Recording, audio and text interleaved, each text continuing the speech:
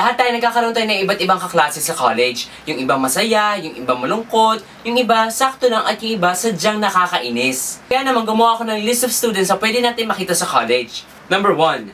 The Curve Wrecker. Ito yung mga estudyante na 90 pababa ay hindi grade sa kanila. Akala mo namatayan, akala mo may ginawang kasalanan pag nakita na ng grade nila 89. Relax lang brad, relax. Grade pa rin yan samantalang yung iba, baksak, 75, masaya na. So be grateful for what you have.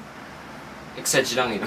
Number 2, The Resurrected. Ito yung mga tao na, o ito yung mga estudyante na hindi pumasok ng prelims, hindi pumasok ng midterms, at pagdating ng finals, nabuhay. At take note, pagkakita ng grade nila, pasado, galing ng diskarte mo, ano ginawa mo? Samantalang yung iba, never late, never absent, gumawa ng quiz, gumawa ng assignment, gumawa ng exam, gumawa ng project, ginawa na lahat. Baksak. Number 3, The Borrower. Ito yung mga estudyante kundi ang dala lang nila kundi sarili nila. Walang dalang bag, wala lahat. Tapos pagdating sa eskwela, pagdating sa classroom, anong gagawin?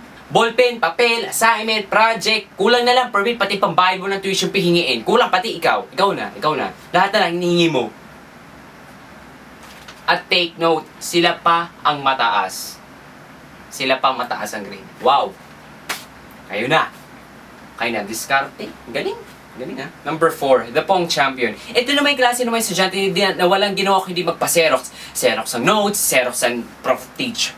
Xerox ang notes, Xerox ang assignment, lahat isa Xerox. At take note in fairness, tumatalab yan at sila pa mataas ang grade. Number 5, The Papansin. Ito yung mga estudyante na automatic na nakataas ang kamay nilang ganyan sa kanilang professor para sila lagi matawag para mataas ang grade nila sa permit. Isipin mo ngayon, tapos pagdating ng participation nila, class participation 100, pero pagdating sa exam 100, hindi din, baksak din. Dapat balanse, di ba? Dapat ganoon. Lahat tayo, nagkakaroon tayo ng mga ganitong klase ng estudyante. Minsan nakakainis, minsan hindi, minsan masaya. Ang mahalaga, lahat tayo nagkakaroon ng pagkakataon na makapag-aral upang tayo magkaroon ng magandang kinabukasan. Kaya dapat natin itong pagyamanin at alagaan. Like and subscribe. Bye!